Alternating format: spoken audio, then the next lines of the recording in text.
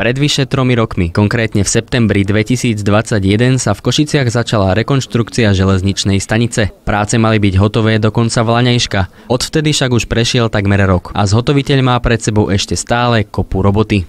Sklos je zapričinený hlavne skutočnosťou, že niektoré práce sa nedajú vykonávať podľa pôvodnej projektovej dokumentácie formou oprav, ale je nutné staré poškodené betónové konštrukcie nahradiť novými. Po výstupe na prvé nástupište je pri pohľade nahor zrejmé, že je jeho rekonštrukcia nutná, avšak do konca roka sa to určite nestihne.